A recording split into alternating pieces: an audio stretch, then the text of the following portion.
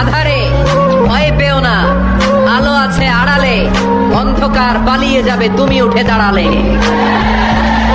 নিজেকে দাঁড়াতে হবে, নিজের সাথে নিজের শক্ত বোঝাপড়া করতে হবে। অন্যের দোষ খোঁজার সময় আমাদের নাই। যে আমার উপর জুলুম করছে ওই বিচার আল্লাহ করবে।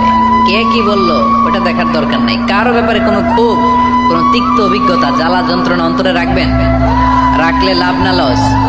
এটা আরো জ্বালা দিবে আমারে, এটা আরো ভেতর থেকে কষ্ট দিবে। It will burn me inside, ভিতরে জ্বালিয়ে পুড়িয়ে শেষ করে দিবে। এগুলো বয়ে বেড়াতে চাই না আমি সব মাফ করে দিতে চাইছি। হয় বন্ধুকে নামাজি বানাও, না হয় নামাজিকে বন্ধু বানাও।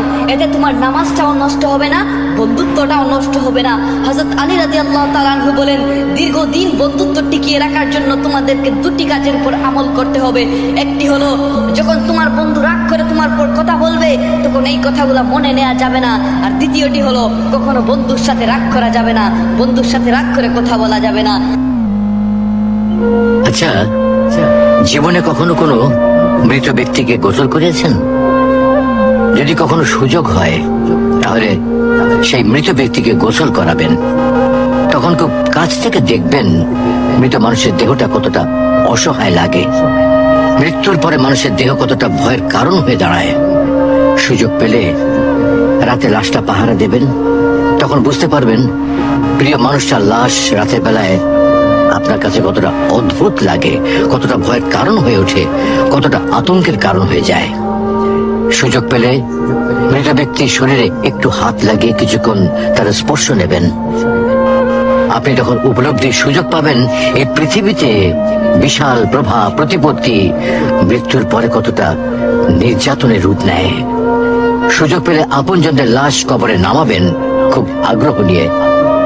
শেষবারের মতো মৃতদেহের মুখটি একবার দেখার চেষ্টা করবেন এবং বারবার উপলব্ধি করার চেষ্টা করবেন এই মৃতদের সাথে অনন্তকালের যাত্রার পথে এটাই আপনার জীবনের শেষ দেখা। সুযোগ পেলে মাঝে মধ্যে কবরস্থানে গিয়ে নীরবে কিছুক্ষণ দাঁড়াবেন। এরপর মনে মনে চিন্তা করবেন জীবনের লাভ ক্ষতির হিসাব। এই মৃত মানুষগুলো এই পৃথিবীতে কি করে গেছেন, কাদের রেখে গেছেন। যাদের রেখে গেছেন তারা কি কখনো এই মৃত মানুষগুলোকে স্মরণ করার জন্য কবরস্থানের আশেপাশে একটি বারের জনকে দেখতে আসে? আমাদের জীবনটা বড় অদ্ভুত, বৈচিত্র্যময়। আমরা এর জন্য, ওর জন্য, ধন সম্পদের জন্য, ঐশ্বর্যের জন্য, বাড়ি গাড়ি টাকা পয়সার জন্য কত মায়া দেখাই, আগ্রহ দেখাই, আরো চাই আরো চাই আমাদের। অথচ এই জীবনে আমরা মৃত্যুর কথা না ভেবে, পরকালের জবাবদিহির কথা না ভেবে কিভাবে আরো সম্পদ অর্জন করতে পারি সেই চিন্তায় বিভোর থাকি। হায় রে জীবন, এখনো সময় আছে, ফিরে আসুন মহান